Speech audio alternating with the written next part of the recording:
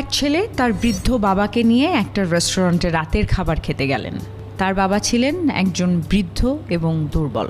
খাবার সময় তিনি নিজের শার্ট এবং প্যান্টে খাবার ফেলে দেন। সেই রেস্টুরেন্টে খেতে আসা অন্যান্য লোকজন যখন তার দিকে বিরক্ত হয়ে তাকাচ্ছিল, তখন বৃদ্ধ লোকটির ছেলে শান্তভাবে খাবার খাচ্ছিল। বাবার খাবার শেষ হলে ছেলেটি বিন্দুমাত্র লজ্জা না পেয়ে তাকে নিয়ে ওয়াশরুমের দিকে গেলেন। ছেলে বাবার জামায় লেগে থাকা খাবার মুছে দিলেন, চুল ঠিক করে দিলেন এবং চশমাটা ঠিকঠাক মতো পরিয়ে দিলেন।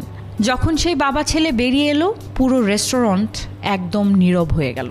তারা কেউ হজম করতে পারছিলেন না যে কেউ তাদের এভাবে হতভম্ব করে দেবে।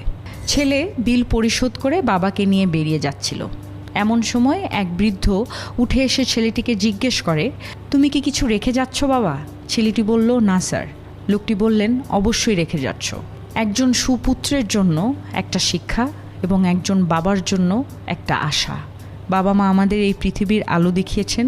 যখন হাঁটতে জানতাম না, হাঁটতে শিখিয়েছেন। যখন খেতে জানতাম না, তখন খেতে শিখিয়েছেন। পরম যত্নে বড় করেছেন। তারা আমাদের হাজারো আবদার হাসি মুখে পূরণ করেছেন, হাজারো সমস্যার মধ্যেও। বয়স বাড়ার সাথে সাথে তারাও ছোট শিশুর মতো আচরণ করেন। খেতে গেলে খাবার ফেলে দেন। তাদের এমন আচরণে অনেক সন্তান বিরক্ত হন। বিরক্ত হওয়ার আগে আমাদের একবার ভাবা উচিত, আমরা যখন ছোট ছিলাম আমরা অনেক বিরক্তকর আচরণ করতাম, যা তারা হাসি মুখে সহজেই মেনে নিয়েছিলেন।